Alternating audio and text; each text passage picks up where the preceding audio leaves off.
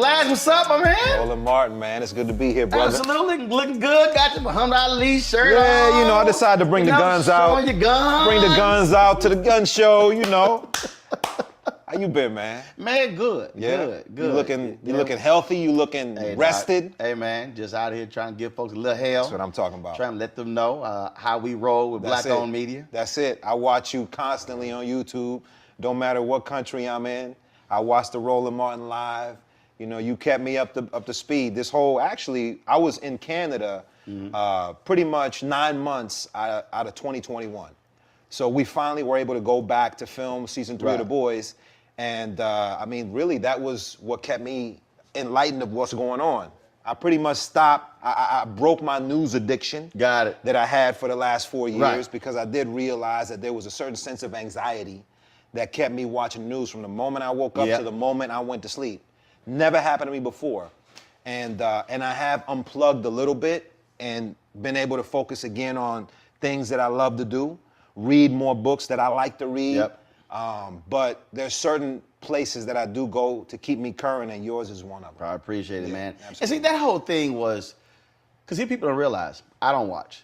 Right. I don't watch the cable networks. Right. Because one, they're repeating the exact same thing. Yes. And you didn't have the variety of topics. You don't have really going in depth. You have the 6, 7, 8 minute segments. So people ask me all the time. They talk about. They say, you know, when you did Roland Martin Unfiltered, dude, you'll go 45 minutes to an hour. I'm like, yeah. Because one, I'm not asking somebody. First of all, no one else is in my ear. Right. Saying we got to move on. Right. Because it's mine. Right. And if they are, I'll just pull it out. Right. And I said, because for me, the way I roll is, I think back when I went to CNN, we sat down and they asked me, and they said, what kind of show you want to do? And literally, so this is 2000 and, I joined them, so this is 2007. I said, it's going to be a scripted, unscripted show. I said, you let it flow. Right. I said, the script is a guide. Yeah. Sure, we're going to have these elements. I said, but if that conversation is fire, I'm gonna keep that to tomorrow. Let's go. Yeah. Like I hate the phrase, sorry, we gotta leave it there. Right. No, actually we don't. Right. You don't have to run that package. You don't have to go to that next story.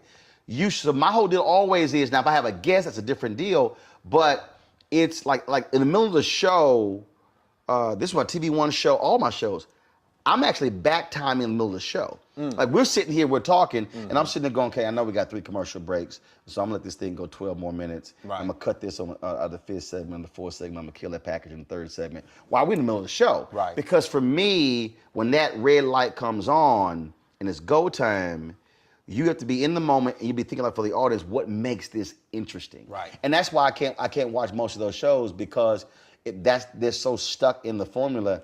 And it's just not interesting, and I can't watch. Yeah, no, I also love that you bring on controversial people or people that you are going to go head to head with. And I ain't scared. No, and I enjoy that. I love seeing people come on your show and actually have a joust, you know, an intellectual battle between you two, and may the best man win. You know, and see, it's like boxing. Yeah. It's boxing for me is like every time I interview a singer or a comic, I'll ask them, and this is before verses, I'll ask them, who would you love to go on stage with in front of an audience in this microphone? Who would you love to battle? Who would you love to challenge? Who do you think brings the best out in you? Who absolutely raises your game? I guess in acting, when Pacino and De Niro were in Heat. Right. But they were actually in scenes together. Yeah. Now, granted, that's a little different because how movies are shot. Sure, it's scripted. And it's so there's a scripted winner. Right. Right. But the dynamic still being on screen. And so I love asking people that, because it's somebody who does that, who said, yeah, no, I wanna take this cat on. I want this one. Yeah. Right. Yeah, absolutely. And I don't see anything wrong with it. And it's the same thing for me when it comes to television debate. I'm like, yo, that's why I'm always like, okay, who ready to roll? Yeah, it is competitive to a certain degree. Oh yeah. You know, and debates are, and I feel like we're in such a hyper polarized state right now when it comes to pick a side.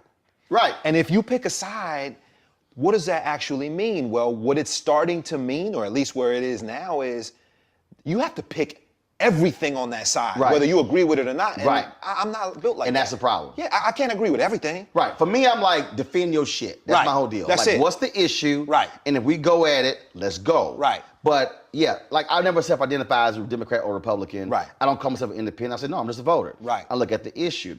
And if we go at it on right. an issue, like we might be real cool, 100%. but on this one, we disagree. Yep. And I'm like, let's go. Right. Now, we cool after. Right. I ain't got nothing against you. Right. I ain't pissed. Right. I'm not like, man, the hell with them. Didn't you have not Stephen Miller? What was the alt-right dude? Didn't you go? Richard Spencer. You had Richard Spencer on. So when he came on, same thing. That was a trip. That was on my TV One show. Man, that was great, man. And let me that tell was you a good one. Let me tell you what happened with that. So I walk in, and I had who was I listening to? James Brown, probably. No, I was listening. No, I was listening to. Do you remember the scene from Malcolm X when they walked from the police station to the hospital? Oh yeah, of course. Yeah. Dum dum dum dum dum dum dum. Yeah. The Terrence Blanchard score. Yeah. So that was like that's a straight up hype song. Right. You were ready. You was like anytime when I was working. right. You coming out the tunnel with that song. Right. And I would go meet Right. meet my white bosses. I'll put that on. I'm like, man. I'm letting y'all know. So when I walked in, he was in the green room. Normally I speak to the guests. I ain't speak to them. Nothing. It's like right. I ain't talking. Right. They brought me out to the set because I had my speaker with me. So I walked out, listened to Big Payback, the one from Django Unchained, with James Brown and Tupac. Yes, sir. I walk into the studio, straight up. Right. Straight up. With theme music. Dog, straight up, walking with a speaker. See that shit down on the table. Audio comes over. Mike, he's sitting right there. I ain't said nothing. Mic me up. All you needed was an announcer. And in this corner. Put my earpiece in. I was like, y'all ready? Right. We about to go live. Right. I'm looking at the clock. I'm like, we about to go live. That's all I said. Right. When that shit hit, it was on. That's the deal. I don't even. Bro, I felt it. Watching it, I felt the tension. And see, everybody thought I was gonna go off. See, this is what I tried to explain to people. It's the art of the debate. See, so you might think, oh, he about to come in hot. Right. So I'm gonna come in hot. So I come in cool. Mm-hmm. So my deal was, folks were like, oh man, white supremacists. I was like, nah, we good. Right.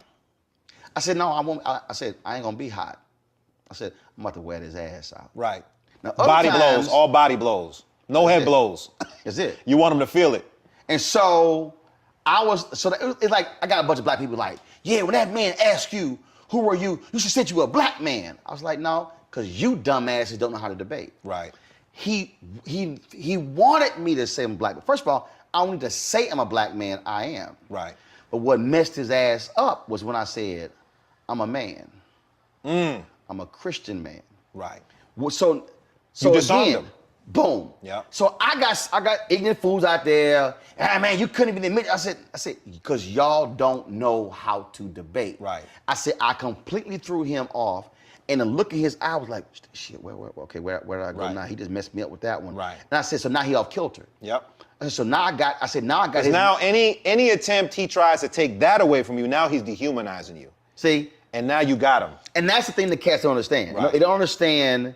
They don't understand. So it's funny, again, I tell people, I was just watching the documentary, one documentary on Muhammad Ali, and the brilliance of the tactician on how he picked apart. Right. You pick apart your opponent depending upon who your opponent is. You don't, somebody asked me, they said, if there were 10 fights, who would win, Ali or Tyson? I said, Ali would win 9 out of 10. They were like, what? I said, because he would completely pick Mike Tyson apart. Mike Tyson apart. Yep. His head. He'd get in his head. Tyson before the fight. Tyson had one style. Yep. I said, Ali had multiple styles. Yep. I said, and that's the piece. Yep. When you're able to go into that battle and they think you hot. I did Phil Donahue show on NBC. And Ali had a chin on him. Yes. He could take a hit. But he also threw a punch. People Yep. underestimate the power of Ali. Yep. And that was the thing, man. And so I was sitting here. It's like when I did Donahue. It was on MSNBC. The week was called Angry White Men. So we're in the green room. I ain't saying nothing to nobody. I was like, no. No, I speak to everybody. Right. Hey, what's up? Nothing. Chilling. Yo. They all talking. Nothing. I'm going to watch TV, drinking. Producer comes in, so she's talking to everybody. Then she pulls you aside, each individual person. She's like, okay, this is live TV. She's like trying to explain to you, we need energy. So I'm just walking back and forth. I'm going, Thank you. I'm just walking back Right. and forth. I go, I've done this once or twice. Thank you. I go, Right. okay. Now she's getting worried. I said, baby, we're fine. Yep. You know what I want to know? I want to know the Chris Christie one. Same thing. How was that in the beginning? 'Cause Same thing. You came in hot on that one. You came No, in hot. no, You ripped him, bro. No, actually, okay, so You okay. tore his tie off, No, his no. shirt off, his jacket. No, but he was a mess when you got done No, with but him. I didn't come in hot. Okay, so let me see again, though. So here's what happened. They actually had us in the same dressing room. I didn't want to be in there. Right. See, I don't want any conversation. Right. Because I know. Trying to soften you up before See, I we don't get want on none of set. that. Right. I know what I'm about to do. You knew what you was about to do. Right.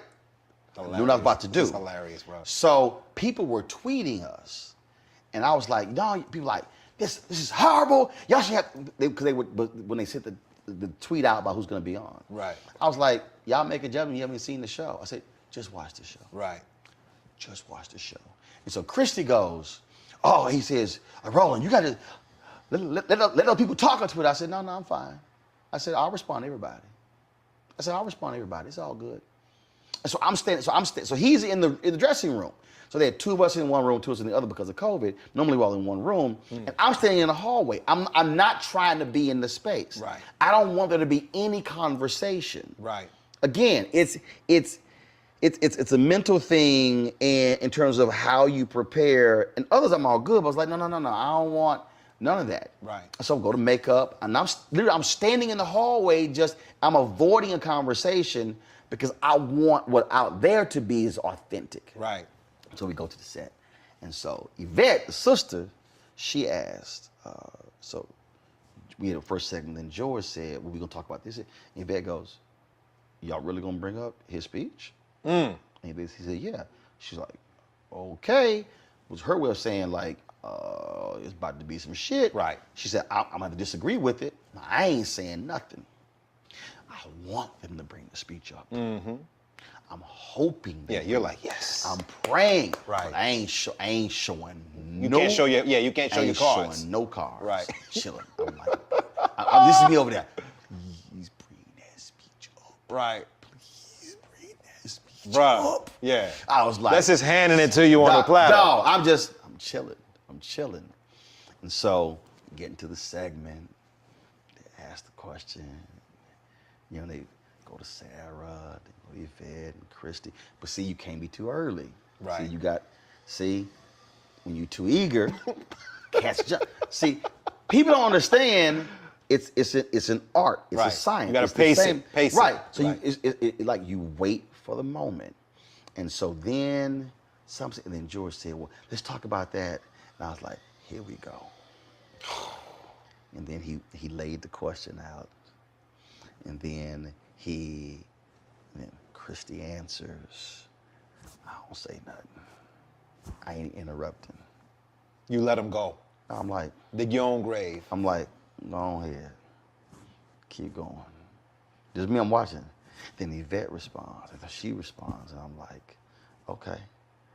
Then he moves to Sarah. Then she responds. Then he hit the question at me. Game over. And that's when I say, with all due respect, Governor. That was the tone. See, it was the slow, methodical, I'm about to gut your ass. And eye contact. You didn't break. You was- gave it to him. And then it was You locked in. it was the hand. Right. All of that. Because again, you're understanding cameras. Right. You're understanding angles. You're Right. understanding that camera's on me. And so the whole, right, so I am conveying with my body language, with my tone, I'm about to wear your ass out. Well, I'll tell you. You are going to have to own up to what you did. Then I went, because the other chick, she worked for the Department of Justice. I said, Governor, you too, Sarah. But see, she wasn't going to go viral. Right. She wasn't no major player. Right. I knew. Right. He was going. And that's when, and look on his face, and that's why many people get interrupted. I said, don't allow me to finish. Right. Allow me to finish. And everybody interrupted me. I was going, okay, y'all go ahead. What I loved about it was you said what everybody that was watching it wanted to say. And right. But see, what happens on those shows is what happens is that system is, like we all buddy inside. No. Right. The reason most of these shows don't call me, but it's the reason people love me, because people, for 6 years on CNN, they said, dude, you say what I think. You say what we are saying at home. Yes, exactly. And I'm like, that's why I'm there. Right. Why the hell am I we're yelling at the TV. That's what I'm saying. That's what you said. So cats be like, dog, you said exactly what I'm like. Yep. But that's why my audience has always stayed with me. Right. Because they're like, you ain't afraid to say it right. in any platform. And that's the problem. And here was the deal. George Stephanopoulos, great respect. We get along well. George likes me on the show. Sure. I hadn't been on in 20 months. So the way I operate is, I don't know how long you're gonna call me. Right. So I'm not one of these cats like, oh, let me do it this way. So they'll call me back. They're gonna call me back. Right, There's no guarantee you're gonna get called back. Sure. So my deal is, I'm gonna say this shit while I'm here. And I don't know when y'all call me back. Right. But guess what? If it's another 20 months, y'all gonna remember this shit. Right. It's like when you gonna remember this punch. Right. You gonna remember when I knocked this sumbitch out. Hello, I'm Isaac Hayes III, founder and CEO of Fanbase. Listen to what I'm about to tell you. The window to invest in Fanbase is closing. We've raised over $10.6 million of our $17 million goal. That means there's room for less than 6,370 people to invest in Fanbase for the average amount. The minimum to invest in Fanbase right now is $399. That makes you an owner in Fanbase today. Go to startengine.com/fanbase to invest. Why? Because current social apps have taken advantage of users for far too long, with content suppression, shadow banning, harmful racist content, and no real tools for monetization and equity.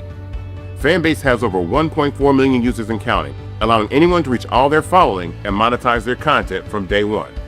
Social media is the new TV, and whoever owns the apps that distribute that content have the opportunity to own potential billion-dollar companies. While big platforms with uncertain futures are failing to serve their users, Fanbase is stepping up to fill the gap. Don't wait until it's too late. Invest now, invest for yourself and your future. Go to startengine.com/fanbase and own the next generation of social media.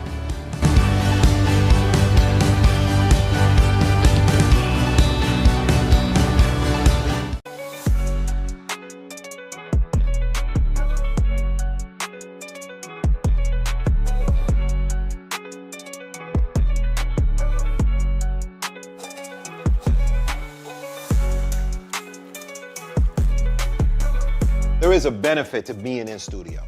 Oh, You got to be there live. But the deal is, I could take you apart, don't matter. Right. Even on a Zoom. Right. They play games on the Zoom. When I did Bill O'Reilly's show, the reason Bill O'Reilly's show was success, how he did it, because you would be in a studio, they would have no return video. You couldn't see them. See You were in a separate, isolated studio. Yeah, like if you were So it was you and a camera. That's how Nightline was started. The beauty of Nightline was, guests they were in the building. Right. They purposely said, no, we're gonna put Ted, we're gonna put the guests in a flash studio to create the split screen. Why? Nightline because that creates for the viewing public. It's a clear line demarcation. So it's them. Versus. That's the versus. That's what Nightline. That's how they created it. They were in the building. Right. Had a flash studio. So I was in another city Riley was there. See, what happens is if that monitor right there is underneath that camera, so when I'm talking, I'm seeing his body language. Sure. I'm seeing his facial expressions. Right. You know where to So go. I can do all of that. Right. But see, for y'all haters, when you're a Hall of Famer, I don't need the monitor. All I had was ear. Right. So all I can do is hear Bill, but I'm listening to him and I'm visualizing his facial expression. Right. I'm visualizing. He can see you though. Oh, he can see me. So he had an advantage. He sees everything. He has a clear He advantage. thought he had an advantage. Right. That was always his advantage. Sure. But here's the other advantage they would do. When you do television, you do a thing called the pre-interview. When the producer calls you, Right. asks you all these questions. So they know where you're gonna go on each topic. That's if you dumb. Right. If you tell them. So they would call me for the pre-interview. Right. I would just throw some stuff out. Right. Little thing over here. I may throw one thing. Right. I'll be all over here, whatever. Sure. I'll try to avoid the phone call, fine, if I have to do whatever. But when we go on, what they do is they type the pre-interview up. Right. When I filled in for 2 months on Cameron Brown, they would come to me. I was like, I don't need that. And like, Right. what do you mean? I said, I don't want pre-interviews. Right. I said I want the conversation to happen. Right.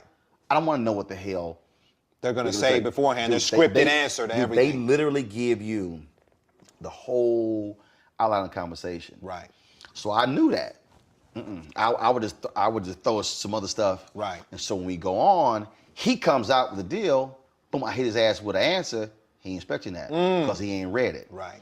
And so the 4 or 5 times, maybe it was 6, I did 60 Bill O'Reilly show. Never raised his voice. Never acted a fool, got indignant. Right. I'm telling you, I think I remember one time I came on, they had this Jimmy Israel on with 2 of us. Jimmy was like, shit. Jimmy wrote something like, Roland O'Reilly, act like they best friends. So come on, Roland, how you doing? Bill, how's it going? Because it was like, He's joking and laughing with you. because he was like, Right. I'm going to leave this one alone. Right. Him different. That one ain't the one. This ain't the one. Right, that ain't There's a the reason one. Fox dudes don't call me. Right. Right. Fox will call cats who I put on my show. Right. They like, no.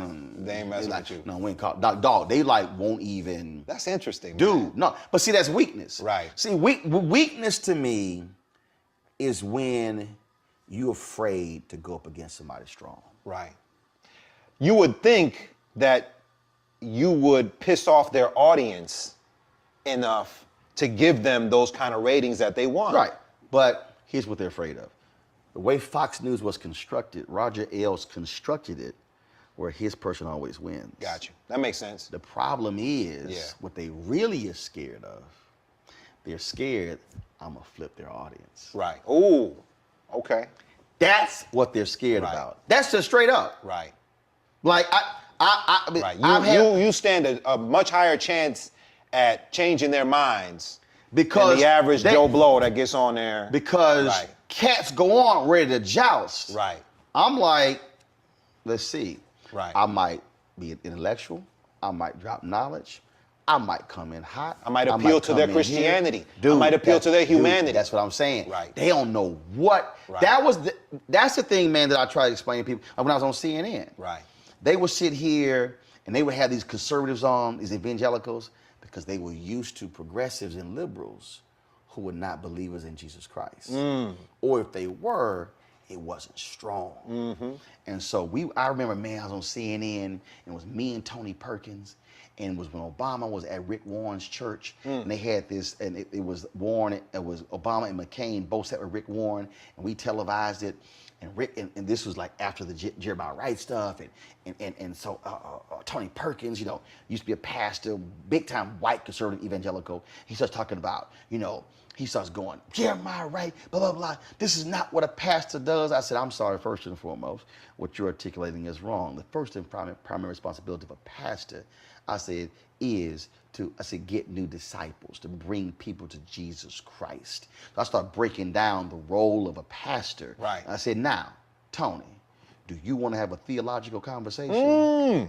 He didn't want that. I said, I'm more than happy to have a theological conversation about the role and the responsibility of a preacher and a pastor and what their duties are. Because I said, we know what the Great Commission was all about. I said, what Jesus said, go out and make disciples. Let me know when you're ready to have that conversation. Yeah, they ain't want that. Dog, they were like, They don't want that. so they ain't used. Yeah, they don't want that. See, it's like, Yeah. hold up. Yeah, because this don't got nothing to do with race. No. This don't got nothing to do with And see, political Here's affiliation. the deal. Oh, I'm gonna fight on your battlefield. Right. See, I ain't. You Right. you ain't come to my I'll side. come to you. I'll come to you. I'm gonna come sit on your side. Right. I'm gonna on your side of the stadium. Right. Now, you ready to go? So I've done that, and that's what I'm saying. That's why I try to tell people you got to understand. It's no different than what you do. It's no Yeah. different than what when you talk about how do you study to be a great actor? How do you study to be great at anything? It's your craft. Right. And it's sitting down and just like athletes, just like you're watching video, you're watching game, you're watching movement, you're watching how you use your hands, you're watching your shoulder, you're literally watching how you emphasize with your hands. Right. How do you sit here when you're talking and you lean down and you do something along those lines? And add that punch, add that emphasis. See, Yeah. all of that.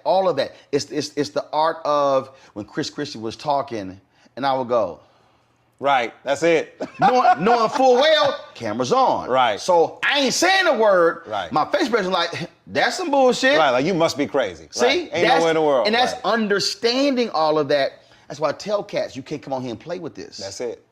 You can't come on and play with That's this. it. Because somebody is watching Yep. and they're sitting there going, what are they saying? Are they going to bring it? Right. And that's the piece, man. And so when you bring that to bear, Right. and all of a sudden they're like, okay, we don't know what he going to hit us with. Right. They like, nah, don't. That's why Laura Ingraham, Nothing. Sean Hannity, Nothing. Tucker Carlson.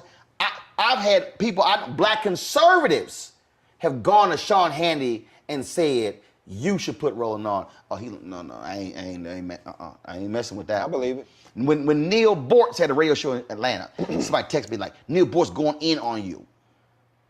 Tweeted his ass. Called his show. I said, when you want to go? So I'm coming to Atlanta. I said, you know what? I'm supposed to leave on Sunday. I will stay on Monday and spend overnight for a hotel room. And do your show. I said, I'll come into your studio. What your ass want to do? They want it. Hell no. He like, oh, hell no, he ain't, no. And that's what I said, oh, so you gonna talk shit about me. Right. But you afraid to sit across from me. Right. That's why they're scared. Right. They're like, no, we don't want no part of him. And to me, that's weak.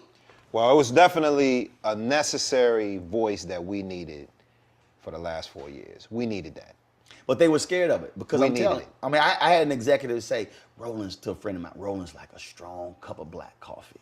You know, not everybody can handle it. I said, but see that right there, that tell me you're a weak executive. Mm-hmm. You a weak executive. You a weak cable news executive if you said that bullshit. Because your job, that's like a trainer saying, nah, he punched too hard. Right. I'm sorry, are you trying to win the title? Exactly. Or are you just trying to pick up some easy fights? Yeah, that's and it. get paid. That's it. What is it? Yeah.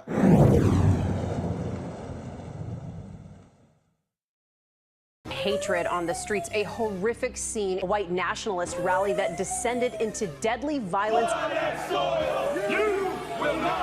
White people are losing their damn minds. As an angry pro-Trump mob storms the U.S. Capitol, we've seen We're about to see the rise of what I call white minority resistance. We have seen white folks in this country who simply cannot tolerate black folks voting. I think what we're seeing is the inevitable result of violent denial. This is part of American history. Every time that people of color have made progress, whether real or symbolic, there has been what Carol Anderson at Emory University calls white rage as a backlash. This is the rise of the Proud Boys and the Boogaloo Boys. America, there's going to be more of this. Here's all the Proud Boys, guys. This country is getting increasingly racist in its behaviors and its attitudes because of the fear of white people. The fear that they're taking our jobs, they're taking our resources, they're taking our women. This is white fear.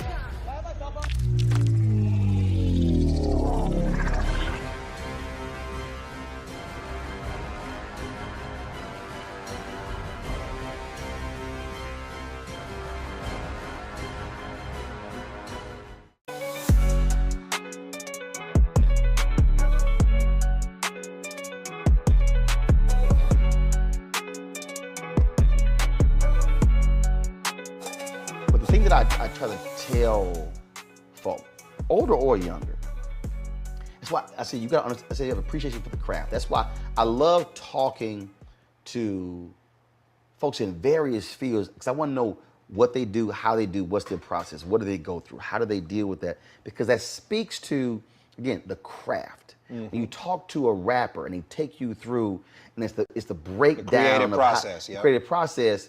Because it's very easy to watch the end result, but it's that process. Yeah, we have our own creative process too as actors. You know, I mean, it doesn't start on set. Right. You know, it starts when you get that script and you start creating that character at that moment. You know, when you start having conversations. At least this is how I do it. Right. You know, conversations with the director, or if it's in the television format where the writer is actually Right. king, then having conversations with that writer. And are you grilling them like oh, absolutely. You trying to drill as deep as possible? My main thing is always, I am on screen and I am representing what a black man is to the entire world that's gonna see this. And this might be the only black man, a representation of a black man that they see. Right. So I am responsible Right. for how they see black men. And it's my responsibility to, if I am not playing an upstanding, honorable, someone with a strong principle or moral core, to make sure that this character is so specific Right. that it is him, not black men, Right. that are this way. And I wish that more actors would realize how important their position is as an actor of color, playing people of color on screen. Because there are people that see us all over the world in these different Right. images that we portray. And not everyone knows black people to know. Yes. That's not all. See, what you're Black folk. what you're describing right now literally is the exact same thing for me on cable news. Because when I was on CNN, it's seen 200 countries around the world. Right. So I needed people to see the fullness of a black man. 100%. I needed them. So if I'm sitting here and I'm dropping Dietrich Bonhoeffer, the German theologian who studied at Abyssinian Baptist Church in Harlem, I want them to go, well, did he just drop the German theologian Dietrich Bonhoeffer and his teachings on cheap grace? I want them to go, oh well, what did he just say? When the other white commentators are working in Rolling Stone songs, I said, let's talk about Frankie Beverly Mays' Joy and Pain. Right. Right. They were like, who the hell? I'm like, I ain't talking to you. Right. So it's introducing something new, but who you representing. Yeah. And that's the thing, man, that's why I'm telling you, bro, I tell people, don't play with this. No. You don't know how you're touching, how you're impacting somebody, how you can change somebody. It's almost offensive when I see an actor that doesn't take it seriously. It is offensive. When all they do is Pisses just me off. memorize lines and regurgitate it. You can tell who's done the work, and you can tell who hasn't. Right. And they're basically wasting an opportunity and misrepresenting us as a culture and as a people by not doing that work and challenging writers and challenging directors and holding them accountable for how this character is portrayed. And okay, this character is doing this, why? This is gratuitous. He doesn't need to do that. Right. Well, how does this push the story forward? Right. Or does it just depict a violent black man? If it doesn't push the story forward, or it doesn't somehow connect to something else that makes up his DNA, we don't need that. So you challenge them to defend it. Yes. And it's not an adversarial conversation. No, it's just. But it's an intellectual one. And Right. and usually what happens is they appreciate you for it, because they most of them, they don't mean any malintent. Right. They just wrote it, you know, and they were focusing on another character. Right. And you're like, well, you know what? You may have been focusing on these one or two characters, but now that I'm involved, we got to focus on this one. But it also exposes, it's all been written through their prism. Yes. And it's like, yo, that's not your lived experience. That's not your learned I'll tell experience. you, this show that I'm on right now, The Boys, and I'm not selling, but as an artist and as an actor, it's probably the most fruitful experience, because I have worked hand in hand with the creator of the show, in developing this character, in developing his relationship with his daughter, in scenes that I really can't talk about right now because it's from season 3, but scenes that have no lines in them, but they are what a black man who is raising a black daughter, things that have to do with hair, things that have to do with you know, their inability to know that much about each other because of the difference in, you know, male, female, her age as she's growing, but there are conversations that we addressed that were very important to me to display because black fathers, especially black girl dads, I don't believe get enough credit. Oh no, not at all. I don't believe we get enough don't credit. at all. And well, first of all, Dr. Whitfield and I talked about this here. And the problem also is you just have this whole notion that all dads suck. Right. All dads can't do shit. All of them are bumbling idiots. They can't fix anything. But black fathers in particular. Right, absolutely. But it's this whole idea, we talk about manhood, like the whole idea of you watch the commercials and dad can't quiet the kids. Right. Or the kids are out of control and he come in, where's your mama?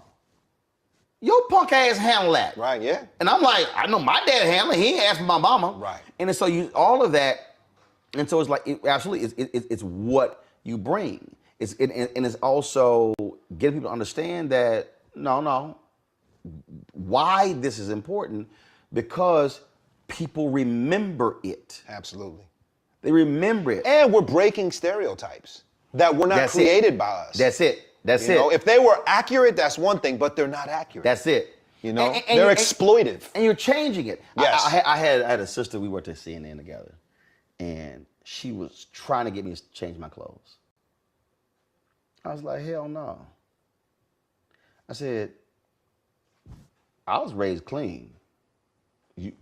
We dress clean. Right. Now, I said, I'm not going on the air with a blue suit and that ugly ass Brooks Brothers tie. Right. I said, that basic ass stripe. I said, that ain't me. Right. It's a uniform. I said, no. I said, my shit gonna have a pattern. It's gonna have some color. Right. I said, we're gonna rock the different pocket squares. Right. So my deal is, so what happened was she went maternity leave. She adopted the kid. And so she was watching. She came back and she said, I know what your ass doing. And she said, damn, that shit's brilliant. I was like, what? She said, I've been trying to get you to change your look, essentially that uniform. She said, you completely stand out. She said, you're not just one of the few black faces. She says, you completely stand out. She said, when they go to that wide shot, she said, you pop. It is undeniable there's rolling. Right. I said, now you got it. And I mean, I remember, wanted me to blend in. Yeah, I remember back then, man. You put us on the pocket squares. That you were one of the first pocket square pioneers, them all the time. Yeah, you were part of the pocket square movement. And they literally said, "What are you doing?" I was like, "Man, I'm not going on no damn TV." I said, "With a blank pocket." Yeah. I said, "No." I remember back then, the movement was, the way it started was pocket squares and socks.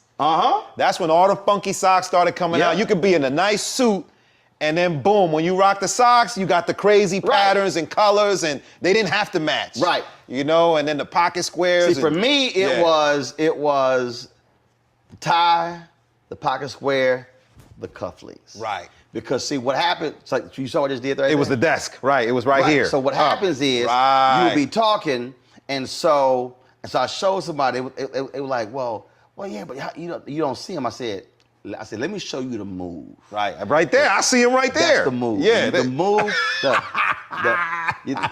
Let me explain. Hold on a second. So all of a sudden, they see that watch. Boom. They see them cufflinks. Yeah, done and deal. they sitting like, his ass different. Yeah, he's different. I said, and she said, now I see it. I said, now you get it. Right. I said, you wanted me to blend in. Right. I said, I wanted to stand out. Yeah, we don't do nothing blended. We don't blend in. And that was the thing that I said, so now I'm standing out with my look. I'm standing out with my skin tone. Right. Then I'm standing out with my mind. Intellect. Boom, done deal. Game over. They don't like that.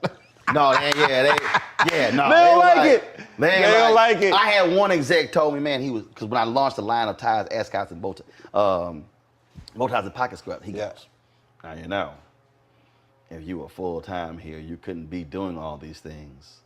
And I said, and that's why I never be full-time here. Because my whole deal is you're not going to control. First of all, my grandmother was an entrepreneur. Right. My mom was an entrepreneur. My grandfather was an entrepreneur. My aunt was an entrepreneur. I said, it's all in my family. You're not going to tell me I can't own a company. And what the hell does he care anyway? How's it affecting him? Who cares if I own, if I have a line of ties? It's none of his business. Ties. It's none of his business. I'm wearing ties anyway. Right, period. How are you telling me I can't own a company and wear my shit on the air? Period. But it was like this, but see, that's where the control comes in. Yep. And that's the piece. It is the control. It's who controls the story, who controls the narrative, but more importantly, it was also who controls my money. Right. And that was the thing, bro. I had executives, doc. I'm telling you, when I was at CNN, it was a trip 6 years. Wow. Because a lot of them could not handle the fact that I had 5 lines of revenue. Would you go back? It all depends on what I'm doing. Got you. I will not go somewhere where I cannot, at a minimum, co-own the content. Got you. And I have to have complete creative control.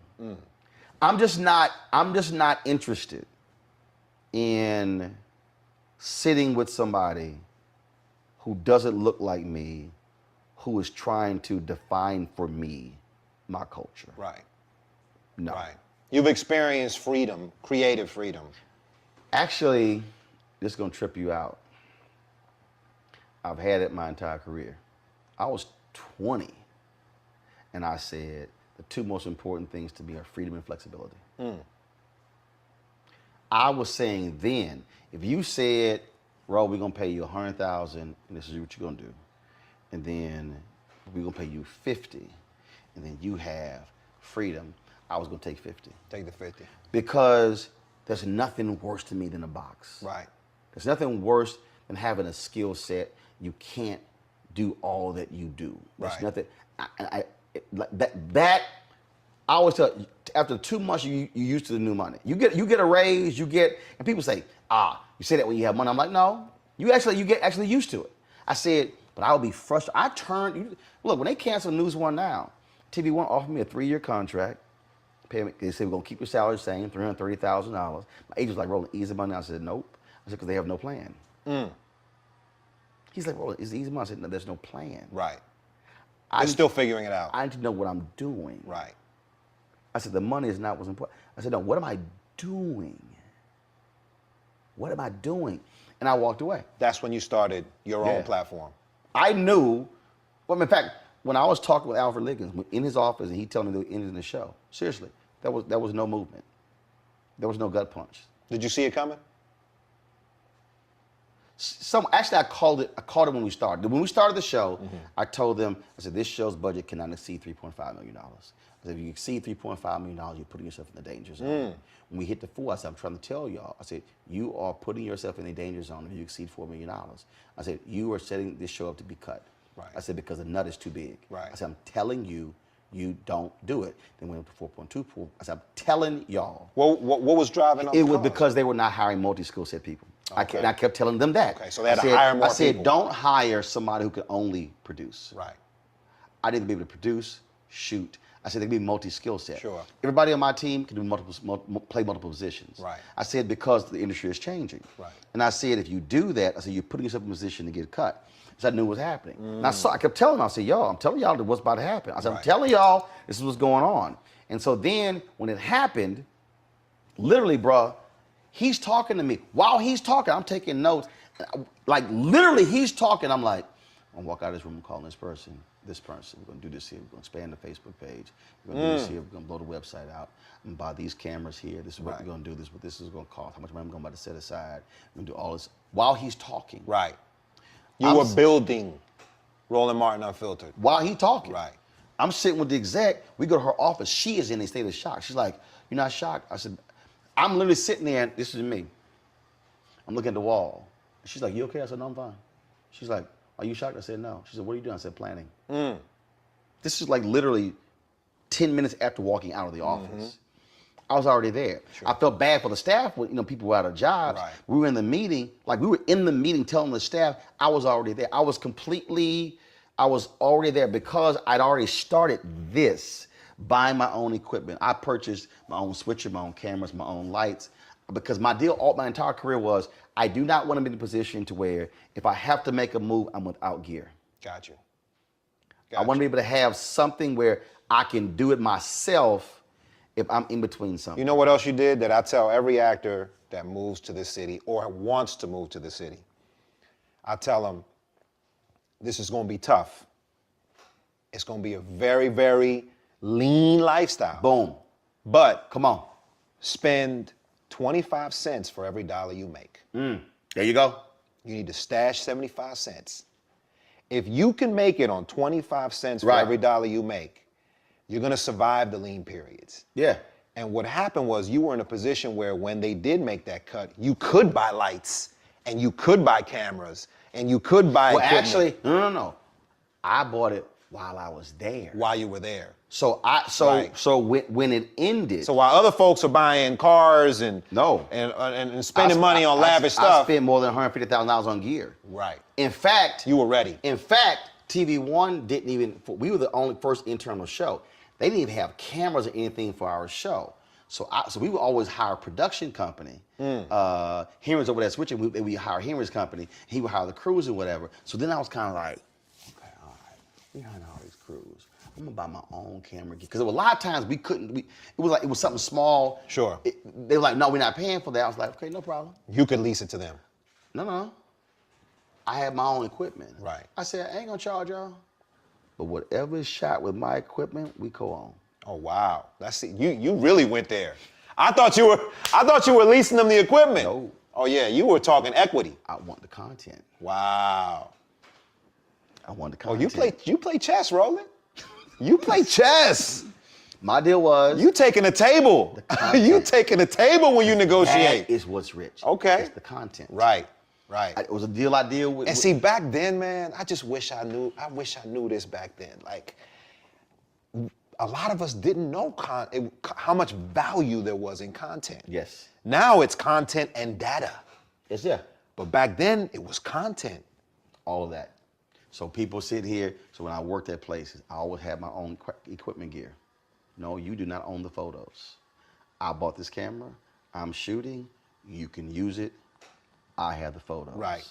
I have the video. Right. So when I started this, I had a whole library already. So then when I start this, I built the library. So when I launched Black Star Network, I'm starting with 500 plus hours of video content. And then when you talk about how do you understand the dynamics, people are like, dog, why you buy all your own equipment? I said, easy. Because, and again, it's just understanding the business of the business. I said, look, if I go to LA and I hire 4 people and I hire crew plus gear and it's $1,500 a day, I said, that's $6,000 a day. If I go and shoot for 5 days, I paid $30,000. Easy. I said, but the problem is if I do that 3 times, I just spent $90,000 on gear and staff. I said, but the problem is I can't do anything else with that. I said, but if I spend $130,000 on gear, when I come in, I can pay crew for labor. Sure. I said, now I can shoot 30 times in the year. Right. Whether we shoot here or elsewhere. Wherever you and go. I'm building content. That's why when we come here, we rent an Airbnb, we live here, Yep. we eat here, set everything up in here. We do 3 to 5 interviews a day. So I can come here, spend $25,000 in a week, and walk away with 20 to 25 1-hour specials. Bro, it's brilliant. Brilliant. That I now can re-air because I own it multiple times. You know, I just interviewed you, right? Y'all see this, right? I just interviewed Roland Martin. This was a special on you. Come on, baby. I love it though. This is inspiration. It inspires me. It inspires me, like as a creator and as a creative. It inspires me to see people in other areas, creating their own and owning their own intellectual property. And that's, I think, for our people, that's the milestone that I feel like we've now started to embark on. Yes. We start seeing show creators, showrunners, black women showrunners, black writers, black directors who are actually writing and producing their own stuff. This is stuff that we talked about, but it's actually happening right now. And it took us this long to get here. But we're here.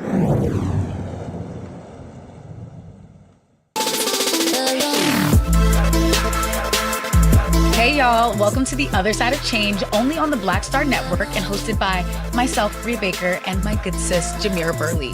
We are just two millennial women tackling everything at the intersection of politics, gender, and pop culture. And we don't just settle for commentary. This is about solution-driven dialogue to get us to the world as it could be and not just as it is. Watch us on the Black Star Network, so tune in to The Other Side of Change.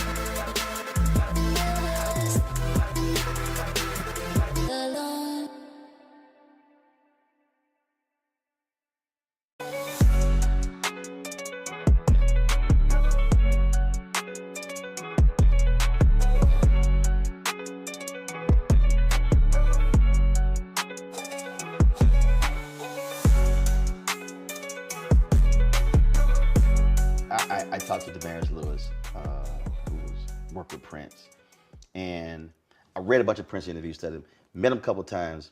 I hate that we never had this conversation. Right. But other people have said to me that, oh my God, Prince loved you. He always talked about it. Van Jones, like, I swore he said y'all were buddies because he always talked about you. We never, only met him twice. But I spend time studying people who are in other industries. I'm like, okay, how did they do that? So when he was talking about Own Your Own Masters, when he went in, when he sued Warner Brothers, and then he saw the whole deal where he was paying for this and this and this, he's like, well, look, y'all flying to come see me, and I'm paying for your airfare and your 5-star hotel. That's why it's Understanding 360. This is crazy. Can you imagine Prince if he were here now, what he would be doing? Well, everybody forget. Not needing a label. He wouldn't have needed a label. But he right didn't. now. No, he didn't. That was before he died. He didn't need it. Yeah. He was in distribution. Right. Everybody forgot. Prince was doing downloaded music before iTunes existed. Wow.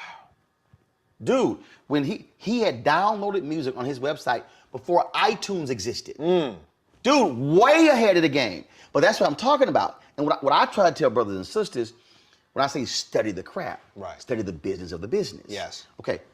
Well, how can I apply what he did in music to what I'm doing? Right. How can I apply what this person in engineering is doing to what I'm doing? It's understanding that, and that's why when you talked about when I was buying equipment, not buying a car, like the only car I've ever wanted in my life is a Dodge Viper. I'm not a car person, but the only one I've said that I've desired. Sure. But I also told myself I will only buy a Dodge Viper if I make by clear $1 million a year in 3 consecutive years. Because one, I ain't financed. I'm paying in cash. Right. Not gonna do it. You don't want to deal with that. Not dealing with it. Yeah. So that's what. All this, I ain't leasing. I'm not. No. Right. Buying outright. So, but my whole deal is I'm perfectly fine if I never actually get it. Sure. Because I'm doing this over here. Yeah. And that's the thing, man. I spend a lot of time studying other people and how these things were constructed and how they were built. And now I'm sitting there like, okay, we can do this, we can do that, we can do this. So when I'm talking to people about distribution and then with content and different platforms, like, okay, this here, because that's what it's all about. Because we are also taught to sell our stuff. We're taught, write a script, sell it. Music, sign a deal, give it away. Yep. Versus what you just said, hold up. So if you offer me this, and I'm gonna take less. Right. I'm gonna live off of this here, but I can now take that thing and I can sit here. Matty Rich sat there and he said, dude, he said, I own Straight Outta Brooklyn. He said, I am still, he said, those residuals come in. He said, because I own it. But you have to be willing to be content and say, I'm gonna forego the 20,000 square foot house. Yep. Because I'm cool with the 10. Right. Because I own it, because I have my freedom. Yep. And that, dude, you can't pay me for freedom. And freedom is what will keep your artistic integrity alive too. A lot of people that have done stuff that they are not proud of what they had to do, they did it because they had to, not because they wanted to. Yep. And I'm like, now we're good. And that's why I always tell actors, like, live lean. Live lean, because when the dry period comes, and it comes for everybody's career, you have ebbs and flows. When you have a flow, you ride that thing to the hilt. You ride it to the hilt. But you got to also stash and get ready for the ebbs, because when things get lean, you don't want to have to do something that you're not going to be proud of. Yep. I'm going to add one to it. We're going to close this. I'm going to add one to it that you can give them this. Not just live lean. Think lean. What I mean by that is redefine your personal validation. That's really what it is. See, that's the core. That's the core. See, if your thing is, I gotta have this big house. Right. That's gonna drive you. Yep. This, when I moved to Chicago, my CFO said, "You selling your house in Dallas?" No. I said, "No." She's like, "Why?" I said, "I talk too much shit on TV to ever be homeless." Right. I said, "I own it." Right. That's yours. I said, "Whatever happens, Yep. I own it." Yep. My dad, my parents, and my sister and her too. The 3 generations of Martins live in my house right now. Right. For free. Right. I said, you don't have to worry about that. No. Right. I said, but whatever happens, I already own a home. Right. I said, oh, let me be real clear. I could easily go live in a 2,500 square foot house. Right. So again, my validation is not, I have a 10,000, 20,000 square foot house. Right. I could easily do that. Right. Because how I view it, when I bought the Sprinter last year, that was the first, it hit me a month later, I said, this is the first Mercedes I've ever owned. But here was the difference. The Mercedes that I bought was 100% tax write-off. Right. Yep, over 6,000 pounds, you can write it 100. I know the deal. See, yep. but the thing is, it's the validation piece. Right. So I've never owned a pair of Air Jordans. Right. If I did, it was given to me. Right. I got a pair of Air Jordan golf shoes that was given to me in the golf tournament. Right. I ain't buy that. Those are nice. Because the validation, right. So for me, that never drove me. Right. And so when you're there, now your decision making is totally different. Totally different. Because your validation is not. Yeah, 100%. That whole piece. And traditionally, we as a people love to shine. There you go. And it doesn't mean don't shine. It just means check off these other boxes before you decide to shine, so that you can shine forever, not just for now. Or shine in a different way, in that somebody could sit across me and they wearing Versace all day. Right.